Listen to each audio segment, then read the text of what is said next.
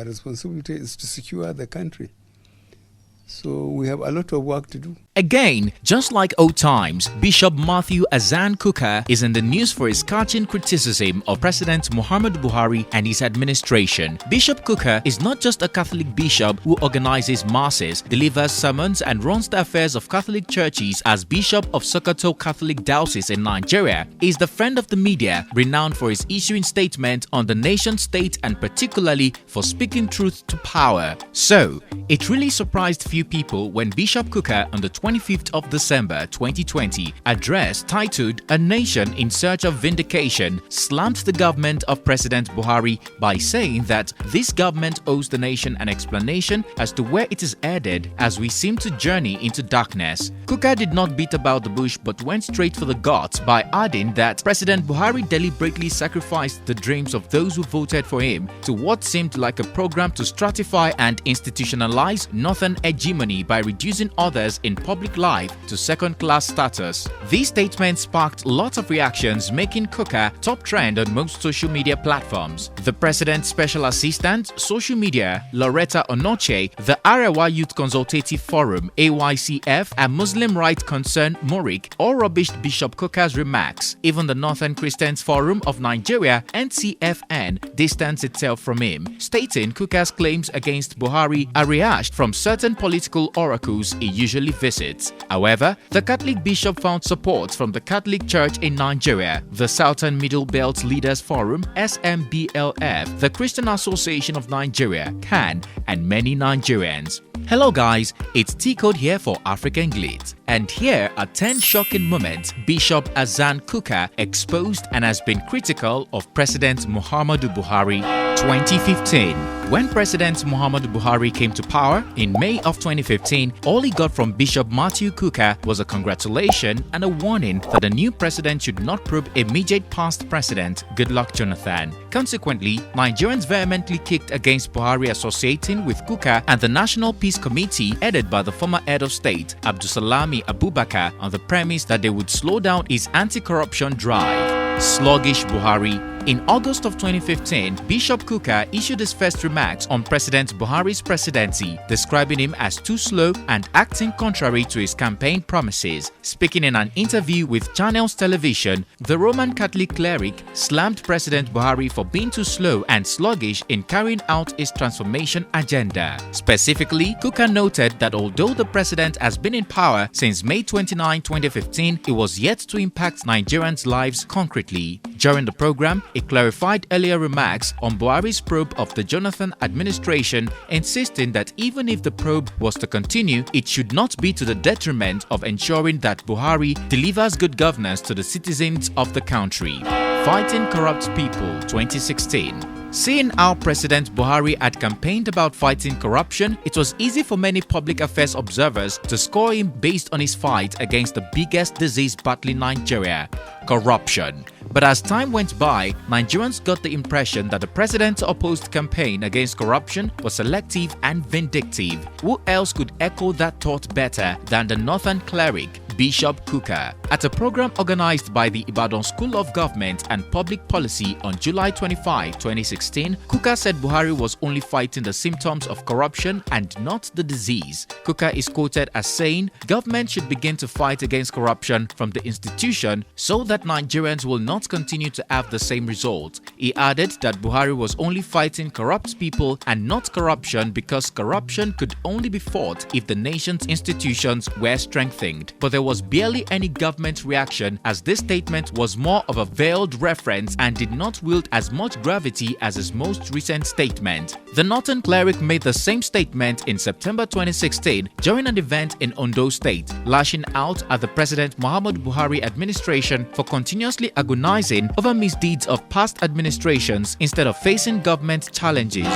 The incommunicado government. Bishop Kukah during that period was one of the few high-profile Nigerians to echo the communication gap between the government and Nigerians. He is quoted saying, "But so far, I don't think the government is communicating effectively with ordinary Nigerians to know where we are and the state of things. I think unless the government openly explains and engages people constructively, what you are going to face is a situation which ordinary citizens are finding the best ways to protect and defend themselves."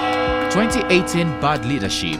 While the Catholic Bishop of Sokoto kept a low profile in the media in 2017, his first public remarks about the Buhari administration came as early as January in 2018. During the inauguration and dedication of the Christian Association of Nigeria (CAN) Sokoto State Chapter, the 63-year-old bishop blamed the incessant attacks allegedly carried out by Fulani herdsmen on the President Buhari-led government's unpreparedness to tackle the many challenges bedeviling the nation. In clear terms, he berated the president's style and handling of security issues, making it clear that the president appeared to have no idea of what to do to handle the country's issues. Easter Message 2018. Just like he did recently on Christmas Day, Bishop Kukah in his Easter message in April of 2018 titled "Easter Message to Mr. President and All Nigerians," the Catholic bishop said Nigeria was at risk of plunging into a deep crisis as long as the president continued to remain distant from the people. A part of the message reads, "There is a sad feeling that you do not share in your people's pain and suffering. You must very quickly find a way of connecting with your people before the devil takes over space." He slammed Buhari and other politicians for being as divided as the people and forcing people who should speak truth to power to lose their voices. It was categorically in submission that President Buhari needed to review his leadership style, adding that the president's style at the time reflected obvious ethnocentrism which Nigerians felt they had overcome. Aiding terrorists. Bishop Matthew Kukah in January 2020 accused the government of creating the conditions for terror groups to flourish in the aftermath of a string of attacks on Christians by Islamist groups. His comments came after Boko Haram killed 7 in an attack on a Christian village in northern Nigeria on Christmas Eve and the beheading of 10 Christians by the Islamic State's West African province on Boxing Day in 2019.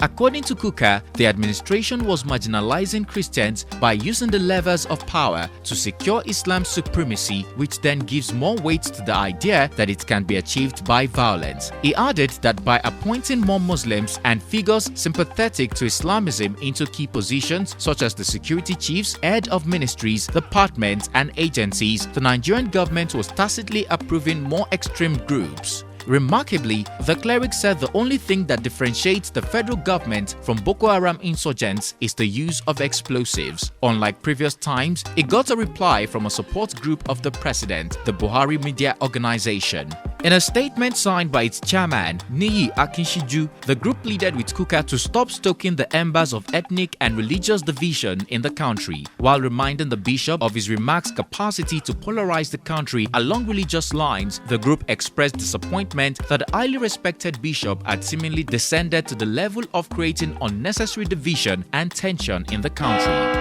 End Sars Protest. The then End Sars Protest happened. In October 2020, massive protests rocked parts of Nigeria against police brutality and the Special Anti-Robbery Squad, SARS. However, on October 20, when the fatal Lekki shooting occurred, it triggered a massive wave of looting, wanton destruction of properties, among others. Many Nigerians noticed and strongly criticized the president's lackluster attitude towards the Lekki shootings, albeit when the president's speech finally came true, most Nigerians were left gutted. Bishop Kukah, while reacting to the whole incident, berated the president and his advisors. The president was not listening to wise counsel and predicted that the situation would not end until Buhari wakes up to the fact that there is a major crisis in the country. Bereft of wise counsel, lack of empathy, and indecisiveness were the labels used to describe the president's flaws. More lamentation about the president came in scathing words from Kukah, describing Buhari's Nigeria as a boiling pot that everyone wants to escape from.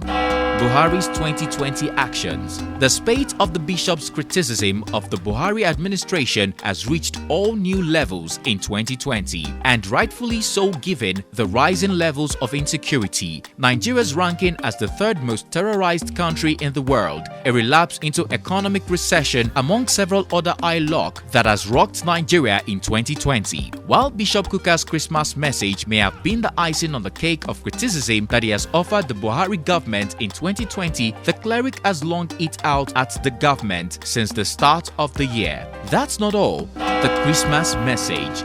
Bishop Kukah merely summarized his previous submissions in one major statement, again accusing Buhari of brazen nepotism and northernizing Nigeria to the detriment of others. He said if any non-Muslim president had done even half of what the president did, he could have been overthrown. However, Kukah's latest submission has stirred a lot of reactions. First, the federal government through the Minister of Information and Culture, Lai Mohammed, accused the bishop of stoking the embers of hatred and disunity. Mohammed said that while some religious leaders, being human, may not disguise their national leadership preference, they should refrain from stigmatizing the leader they have never supported anyway, using well-worn and disproved allegations of nepotism. The Arewa Youth Consultative Forum described Kukah's message as unguarded and open incitement of military coup and insurrection against the democratically elected government. In a statement signed by its national president, Alhaji Yerima Shatima, the group demanded the clergy's immediate arrest and prosecution for what it described as a treasonable felony against the Nigerian state. With Kukah stirring loads of reactions through his State of the Nation message, many have wondered if the bishop is found of fraternizing with high-profile politicians, speaking truth to power, or influenced by opposition politicians.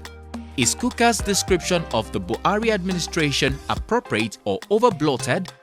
They say truth is a bitter pill to swallow. Should he be arrested for his comments or be allowed to continue his free speech? Let us know what you think in the comment section down below. If you found this video informative, please give it a like and share. Don't forget to check out our channel for more interesting African stories and news we know you like. Subscribe to get notifications whenever we drop a new juicy video to keep you updated. Thanks for watching and see you on our next one. I have said it severally, and I said it more than 10 years ago. Politics in Nigeria is a criminal enterprise.